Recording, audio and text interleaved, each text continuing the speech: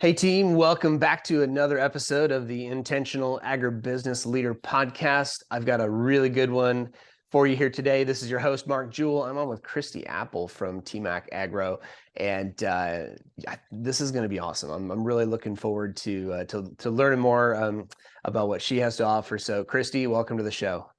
Thank you so much for having me on, Mark. I'm so excited to have this conversation today. Well, we've been conversing now for almost 40 minutes and forgot to just even hit record. We've been talking so much. So I'm excited to capture some value to share with the listeners of the podcast. But Christy, to get us kicked off, everybody gets the same first question. What does it mean for you to be intentional? I think intentional is a great descriptor for just like a series of practices that focus your activities and your directed attention. I think is where that is, and I think it's really powerful to kind of harness those ponies together with our thoughts, our activities, that type of thing, all together, and increase our horsepower for what we want to achieve. So for me, intentional really embodies how I get to accomplish what I want on a daily or a weekly or monthly or whatever that, wherever that goal or that timeline fits. It really becomes the horsepower of, multiple ponies under the hood to make that happen. Yeah, there's a lot of depth in the word how. When we're talking about intention, right? And like how I get to experience it or how it gets to go. Could you elaborate a little bit on like what does that how mean for you as it pertains to your own intentionality? Right. So I think focusing my energy, so how I spend my time, right? Essentially, intentionality is the measurement of how I spend my time. So if my intentions today are to have this conversation with you, get to know you and your business and where you're heading has been really valuable for me. And I intentionally blocked time today to make that a priority. So I am making sure that whatever it is I'm thinking about or speaking about or focusing on in this moment is leading back to supporting whatever this conversation is right now. So the how for me is the how I spend my time. So if it's in doing research prior to our call, or if I am working to understand a system or to tear apart a system so that I can create something more valuable, that's how I'm spending my time, and that's how I'm getting that intentionality across the finish line. Yeah, I love it. One of my favorite answers for sure. To me, that leading life with intention, right? Really, to me, equals a lot more depth. Like there's just more depth to life when we lead with intention. And here's how you know you don't have it, I think, is you wind up finding yourself just doing a lot of things in repeat sort of zombie mode again and again, maybe for people that are just asking you to do these things, or just because that's the stage of life and you just have to get these things done all the time. But we all of a sudden find ourselves waking up, looking around thinking, why are we doing these things? Like and if we don't answer quickly, we become really resentful Yeah, of that's our true. situations. That's so true, Mark. And I think intentionality allows us to put a stopgate in place so that Hmm. things don't get done to us. Yeah. We are in the driver's seat, and we Yeah. are choosing what activities or how we actually make that happen instead of having Hmm. things done to us. It's incredible how quickly time flies when you open up your phone in the morning and you jump over to your social media and you scroll and you realize 26 minutes has passed, Yeah. and you show up, or you don't have time for that phone call when somebody that is relying on you later needs you. You Hmm. choose to not take that call because you don't have the time. So sometimes things get done to us that can push us around and dictate how we spend our time, but sometimes we are making poor choices with our time, that Yeah. currency of time. We're not going to make more time. That's the only thing we don't get more of. So for me, the way I spend my time and the way I start my day is really, really critical to how much gets done to me versus how much I get to do. And Hmm. so for me, I find that really part of my daily discipline to make sure that I am in the driver's seat, not in a control freak sense, but that I am intentionally choosing the way that I'm spending my time carefully so that it supports me being in alignment with what I say, with what I've committed to, with the character that I am working to achieve. And that Yeah. keeps me on the path, on my journey to eventually get where I want to be as a human, right? The character and the integrity that I want to have as a person, or people that are counting on me expect from me. So yeah, Yeah. so intentionality really, is paramount in being the person that you want to be, Mhm. in my opinion. Yeah. So if you guys are listening to this, wherever you're at, driving down the road, carefully rewind. If you're on the treadmill, just go ahead and tap back maybe 3 or 4 times on the little 10-second rewind and go back and listen to what Christy just shared with you. There's a bunch of gold in the how to and how she does it. And just so much. I'm not even going to try to summarize it because she said it perfectly. So just go back and listen to it, please. That was super, super good. Christy, tell us a little bit about yourself. What do you do? Where do you live? What are you about? Yeah, so I'm a gal agronomist. I'm a lady agronomist making it in this really awesome space. I live and work. I live in central Michigan. I work all throughout the Midwest, predominantly in the Great Lakes region. I have the privilege of working with some of the most unique and best Mhm, farmers in America, producing not just corn and soybeans, but all the different specialty crops that are produced here in Michigan.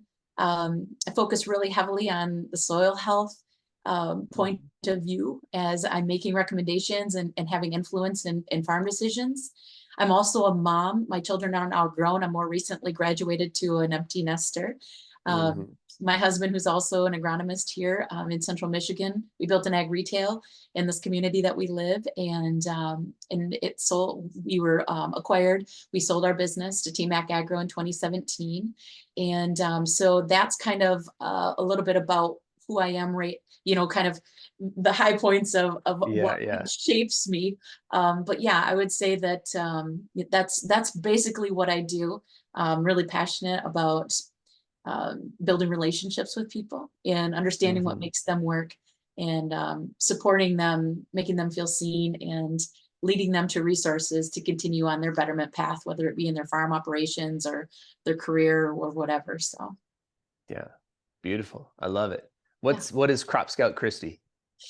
Crop Scout I see the Christie. sign behind you in Yeah, the Crop video. Scout Christie is a social media identity that I created about, I don't know, probably 10 or so years ago. Yeah. Basically, my thought was to kind of share my journey as an aspiring agronomist, right? Um, Mhm, there's this like concept in agronomy and really in a lot of other professional spaces. This isn't exclusive to agronomy necessarily, that you're nothing if you don't have those letters after your name. And so my mhm, college background being business, I entered into the agronomy space in what I originally thought was kind of a disadvantage. But now, mhm. after having been in this space for 17 years, I feel very advantaged having not gone through the traditional academic oriented agronomy training. I don't have the inherent biases of the universities, not to say that that isn't super valid, but what I've Mhm. learned is the vocational aspect of my training really, really opened my eyes to everything is on the table all the Yeah. time. And so I didn't have those inherent biases that some of my peers did. And so when I launched Crop Scout Christie, it was basically just to share my adventures in scouting and my adventures in how I was learning and developing as a professional at that time. I started that when I was 29ish years old, so it's been quite a few minutes since that began. But what that started out and now what it is today is kind of a neat evolution. And so Hmm. now that Crop Scout Christie brand is more of a consulting based business where I will help you as a farmer dive into your soil health practices and help Mhm. you demystify and destigmify the some of the problems and the Yeah. challenges that farmers are facing to not only do better for the environment, but to also simultaneously stay in business.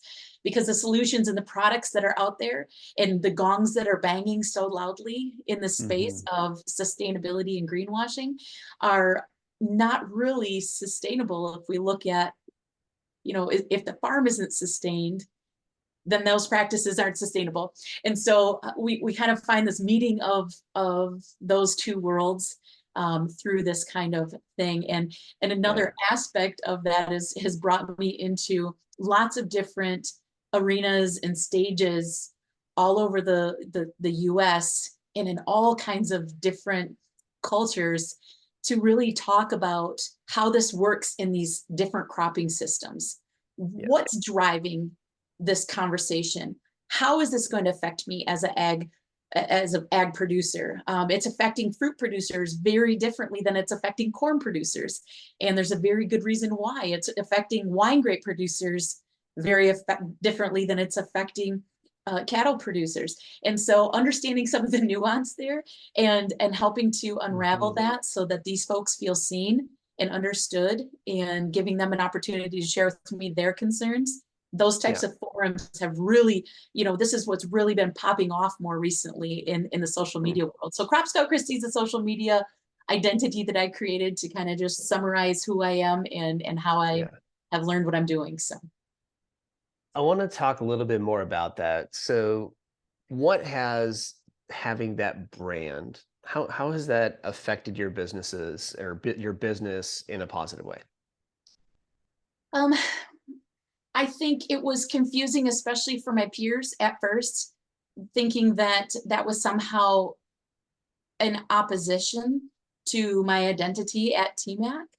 And Mhm. it took everybody a while to recognize that I could do both and be both. And but that was a big challenge that I faced, thinking, gosh, in order for me to serve this community within TMAC, I might Mhm. have to give up something that I've been serving the public with for years. And so I really Yeah. wrestled with how those things could be married together.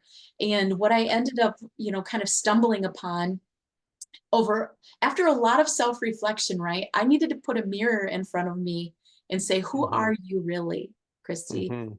Are you Yeah. Crop Scout Christy? Who are you really? And Yeah. are these things in alignment with, like I spoke about earlier, the character that I'm trying to develop in myself and the ability to follow through on the things that I say yes to? And so how that affected business, we'll say, on both sides of it was really finding a balance and recognizing that Mhm. I am both. It's not that I can Mhm. be both. It's that I am both.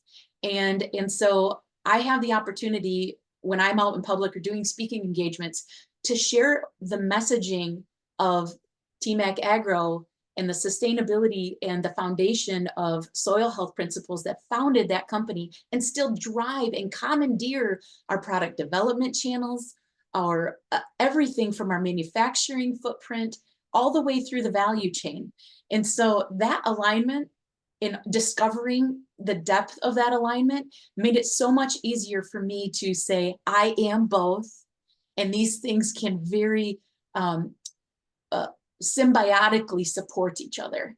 Yeah. And so once I came to terms with that, and I let go of that fear of not being able to do it all or feeling like I need to be one and not the other. Those Yeah. things went away, and my peers that I build really cool things with at TMAC felt that. Mm. And it really opened up some cool doors for us to Love it. recognize that social media influence or input that I can have as Crop Scout Christie Mhm. can be a channel for us to reach new audiences that might not be looking at what TMAC is doing. And Right. or even in the context of attracting employees to our company and seeing Mhm. these are people that I want to work with. Christie is Yeah. aligned with TMAC. I'm interested in TMAC because I'm interested in what Crop Scout Christie is doing. Exactly. And that has been a really fun thing to kind of explore, and Yeah. also to encourage our employees to engage in that way and create their Mm. own identities within, on social media platforms. Yes, they still are TMAC technical sales representatives, but they have created social media platforms where they share their journey and they share their Mm, root digs and they share, exactly. experiences about it. So I think there's some neat things that started really meshing Yeah. together when I did that self-reflection and I did that deep diving on me. Who am I? How do these things work together? Am I willing to find space for both? Am I willing to create an interwoven tapestry, or am I committed to those things being separate? Because those have Hmm. very different outcomes. Yeah. So yeah, it's Well, been that, it's fun. yeah. So thank you for sharing all that. And the reason I asked is exactly where you wound up here at the end. Um, because my belief is that if you're in, let's just take agronomy for the context of, I'm talking to you right now. If you're in agronomy and you're passionate about agronomy and you want to have a career in agronomy, you have a couple of different options, right? You can go and do what most have always done and what 90, probably 8% of the rest of the agronomists in the industry are doing, right? Which is you go and you represent your cooperative or your local retailer, the retailer that you work for, or maybe you work as a technical agronomist or whatever, and with a larger company. But and in whatever the role, right, you can just sort of take the orders and go and do the things that are and go out and call on farmers and do the things the traditional way. And that's a part of the job, don't get me wrong. But there's also this world of being where we can go out and anybody, as an example, can create a podcast. I mean, here I am. I mean, with fairly simple software, set up a Zoom call on a little microphone and my iPhone, sitting in my hotel room in Mexico, creating a podcast with you in Michigan, right? We can do this from anywhere in the world, and you have this opportunity now to really position yourself as an expert, or at least someone, not even maybe not the expert, maybe someone who just is passionate and knows something about this, that allows you to reach maybe a little bit different audience. And so if I'm an agribusiness leader listening to this, I would be thinking about, okay, how do I deploy something like what Christie has done in my organization? Or maybe if I'm an individual listening to this, I start to think, okay, how can I take advantage of the very, very free or low cost tools available to me to be able to position myself as an expert, as someone who knows something about something in this space, and release this idea. And I would be interested to go back to the beginning of when you started it. How many years ago was Crop Scout Christie started? 2009. Okay, so we go back 15 years, right? Yeah. So we're going back 14, 15 years to the start. I'm guessing in the beginning, like, did anybody really know who was Crop Scout Christie, right? It takes a while to build that up. So while you're building your career and you're talking to customers, this would be my recommendation to anybody. While you're doing these things, it would just be make these pieces of content. Pick your platform. Maybe it's X, maybe it's LinkedIn, maybe it's Facebook, maybe it's Instagram, maybe it's Snapchat, whatever your platform might be, and just create content and position yourself and let people see pictures of you out there looking at bugs or taking a soil sample or taking a tissue sample, right? Or talking to customers. I'm about to step off my soapbox on this topic, but I'm very passionate because in our business, we train a lot of agronomy salespeople Yeah. who are struggling to differentiate from the next agronomy salesperson down the road. And I'm so tired of my client becoming a walking price sheet, right? Driving a white pickup truck around, waiting for someone to call or text and say, hey, what's your price on this brand of seed? What's your price on fertilizer today? Where are you at on this? Where are you at on that? I want people to stop and see how much value they bring.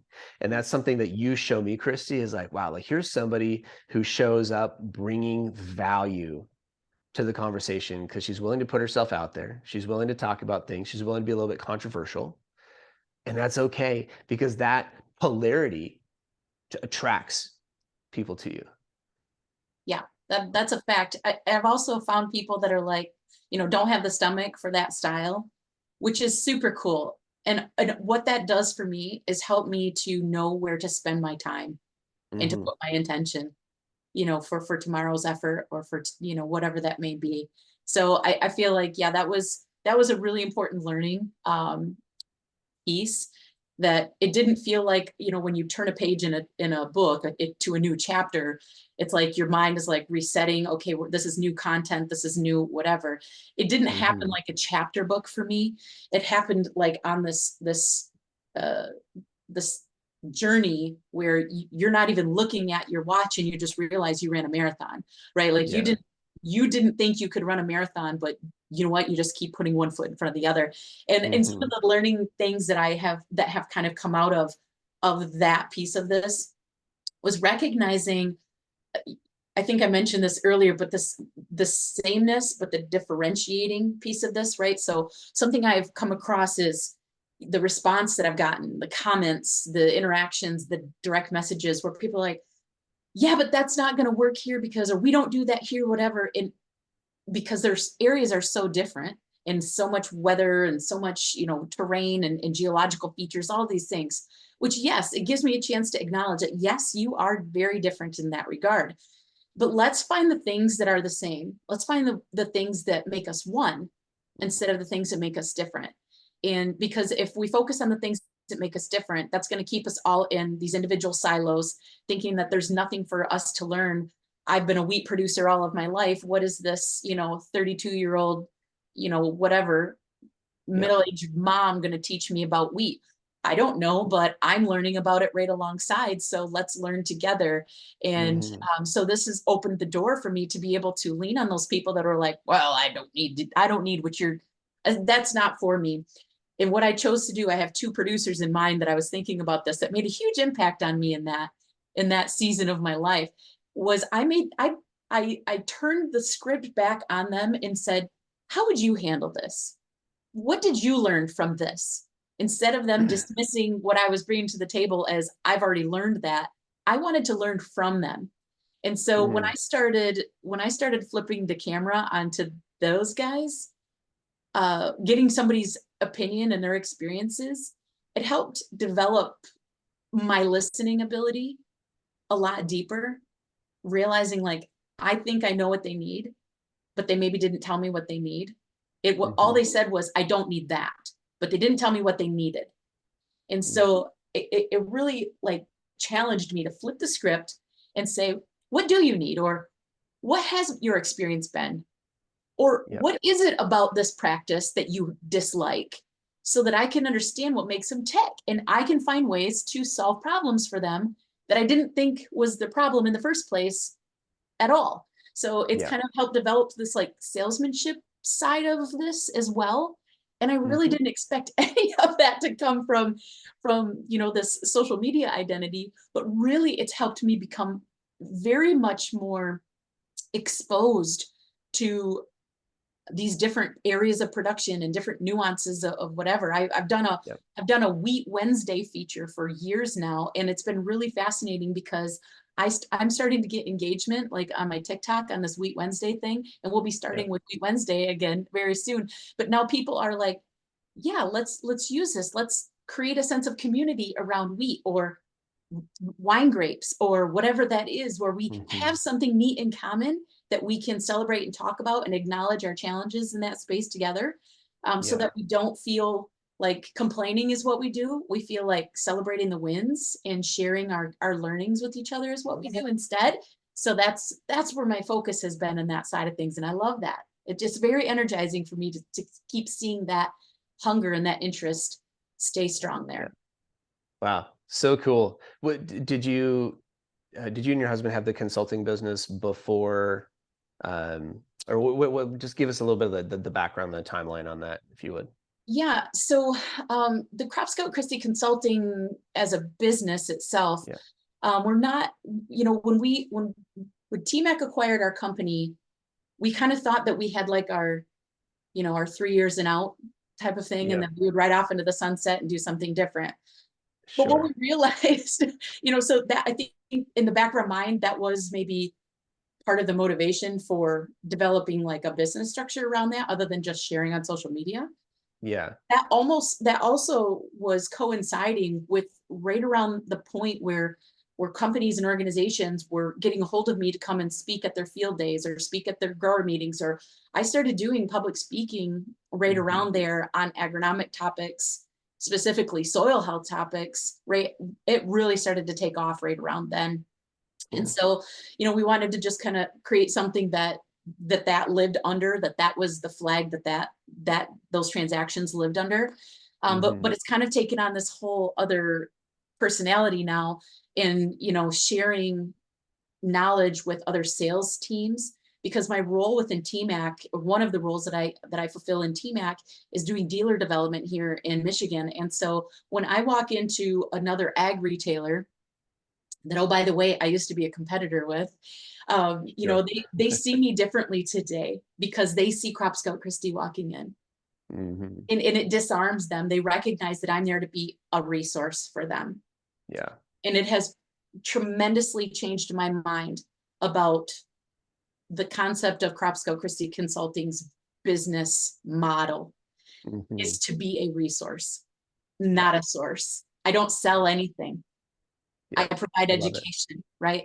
So if I can teach those people or build the trust with that person across the desk or the table or leaning across the hood of a pickup and help them to understand that I'm there to build relationship and to foster furthering their education and topics that they can't talk about with the white pickup truck nation. Hmm. This is something that we have failed our retail agronomists big time as an industry, and not giving them these skills or not making it okay for those to be a priority. Instead, our priority was, you need to sell this much margin, you need to sell this much urea, you need to sell this much product. Hmm. And we haven't put enough emphasis on what's driving those decisions on the farm anyway, and can we find ways to improve that farmer's profitability. So Hmm. the person that's talking most about farm profitability is either their insurance agent or their banker. Right. And the reality is, we are the person of influence. We, as that agronomist, are the person of influence that could Hmm. potentially make or break them.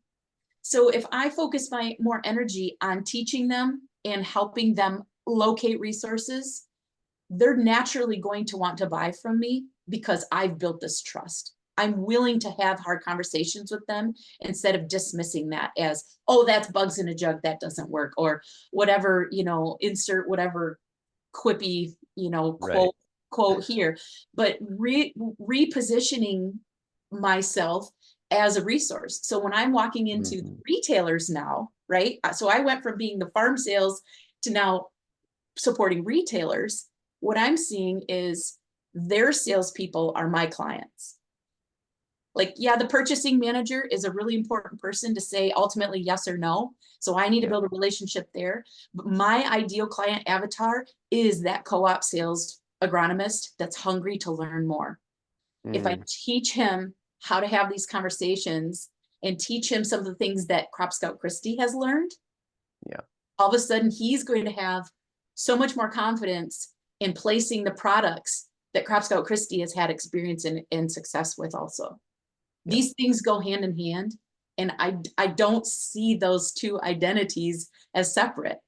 And so Hmm. I encourage them, follow along with me. Let's talk about these things. Here's how I talk about these things with farmers. Or they will see me at a field day and say, oh, I was in the back row and I heard you talking about nutrient use efficiency.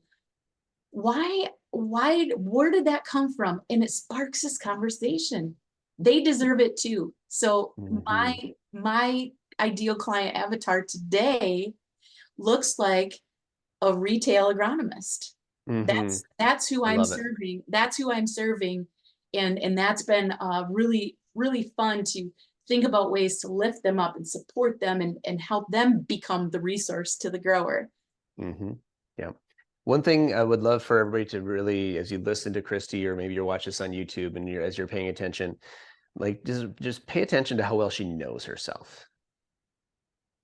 There's a lot of intention there, the intentional time that she's put in, intentional reflection that she's mentioned that she's had to go through, and getting being okay with walking in. But there's a certainty about her that's not apologetic, and I love that about her. So just want you guys to kind of pay attention to that, because when you get to that level of certainty. So in our work, Christy, we teach a module on leading versus lagging indicators, and lagging being all the things that we can measure because they're already done.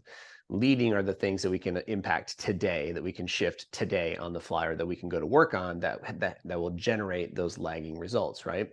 And we put them into three buckets we call the three C's. And it's clarity and certainty and capacity. Those are the three C's that we teach. Those are the leading indicators that all lagging results can be tracked back to. So certainty is huge. right? Certainty, like certainty, knowing that I belong in the conversation, knowing that what I have to share is relevant, knowing that I know, right? It's an inner knowing. I'm okay. Like I'm solid with who I am. I'm grounded in why I'm here or what I'm here to do.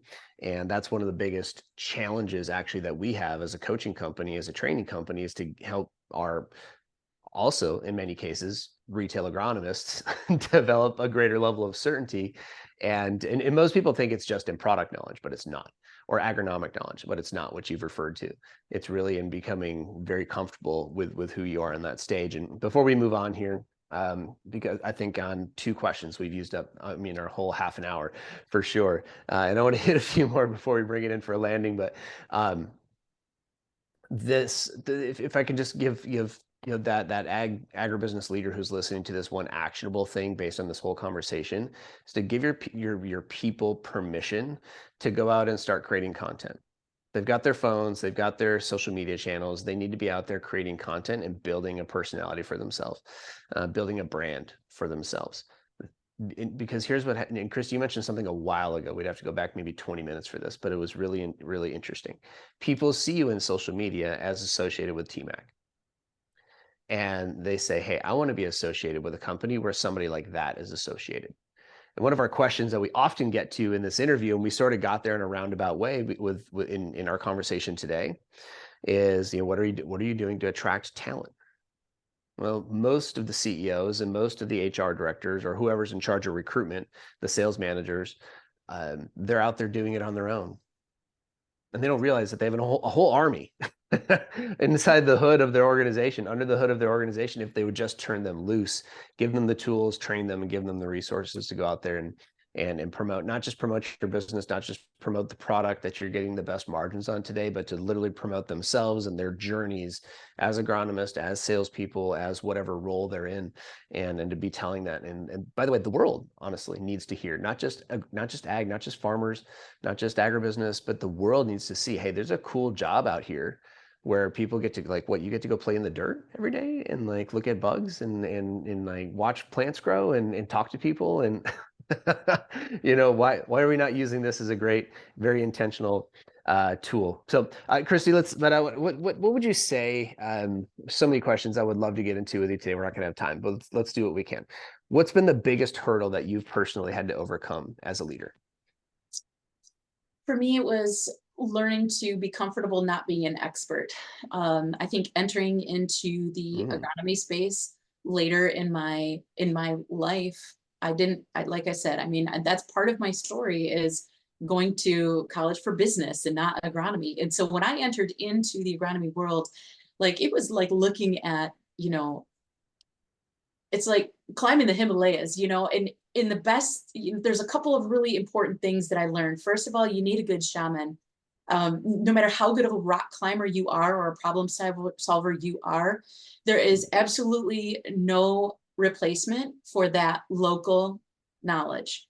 And so I found a couple of really excellent shamans, we'll call them, in that mhm, context, right? Like the person that leads me through the passes and helps me get through on my journey. And I'm not talking about like the spiritual shamanism. I'm talking about like mhm. actual mountain climbing, folks Yeah. that help you on your way.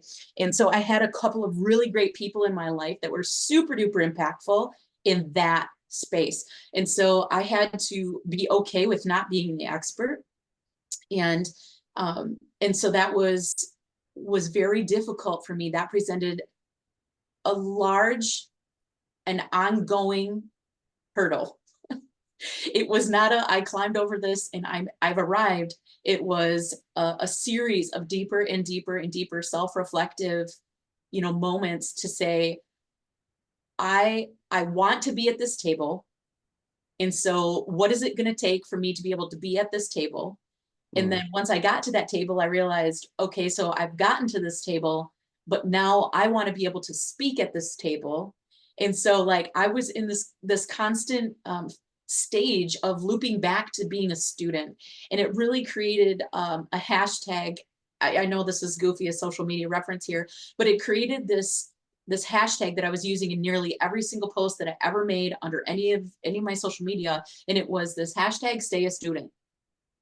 And why I felt that was so important to continually utilize that was because I personally feel that that truly embodies the Mm, best leaders, the best in all of us, is to continually be developing, continually learning your craft, continually learning about yourself, and being willing to read a corny self-help book once in a while, mhm. read an intense entre leadership.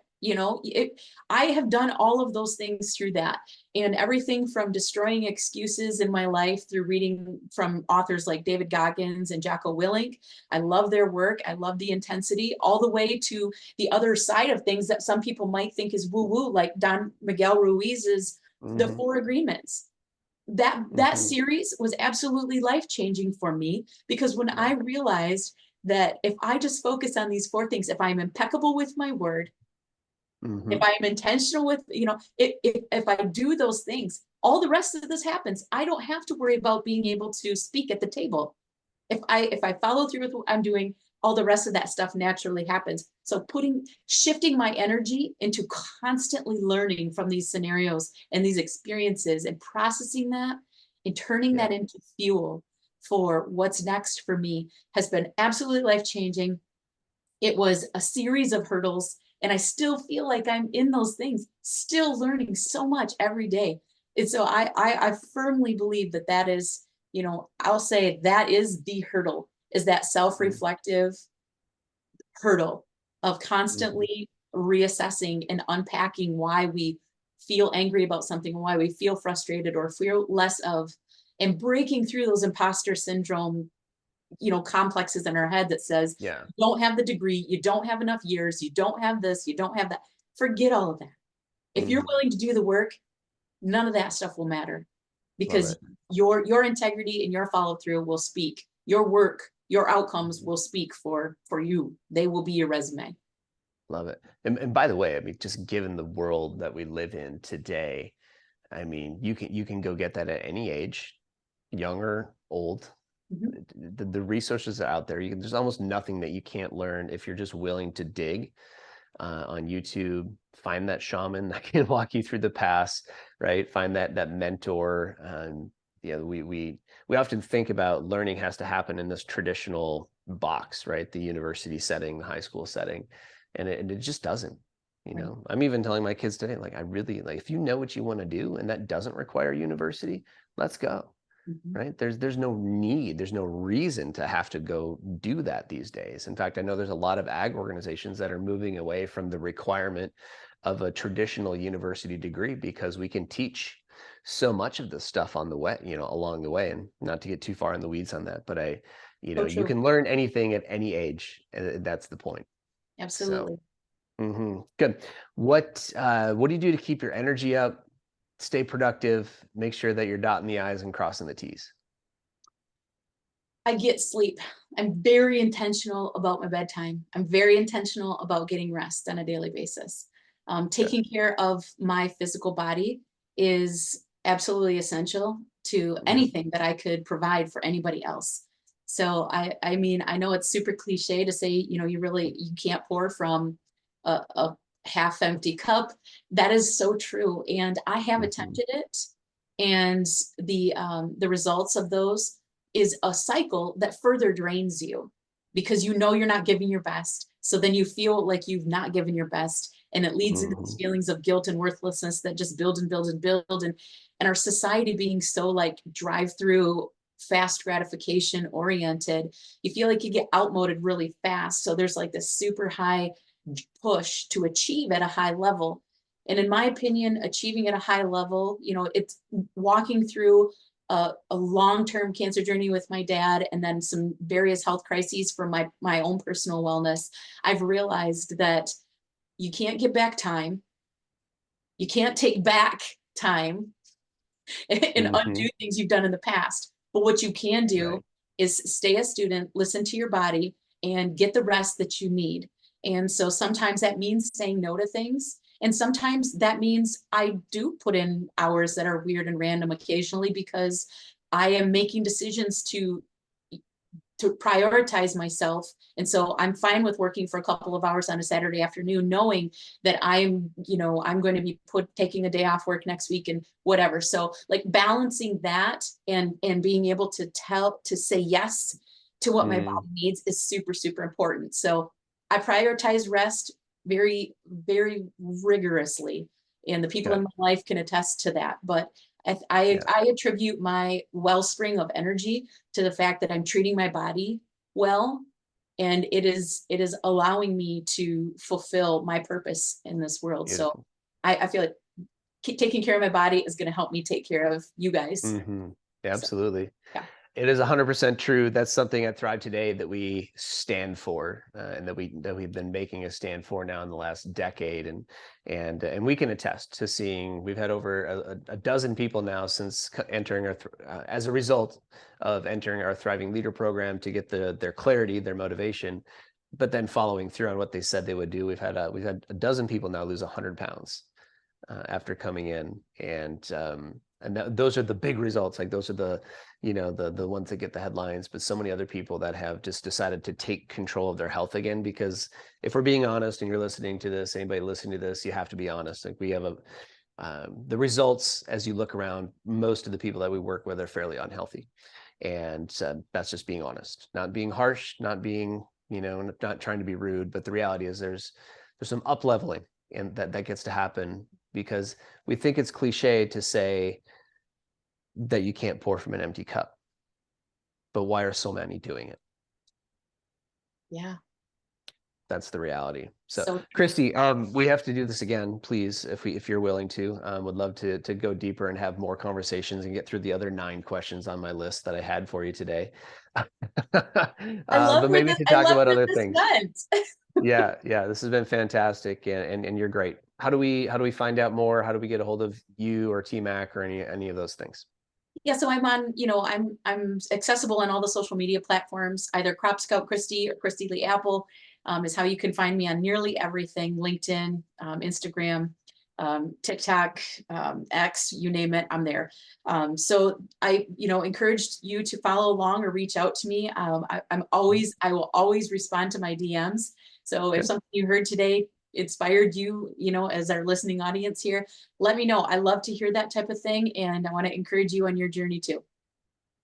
Let's go. Love it. Thank you. Yeah. Thanks, guys.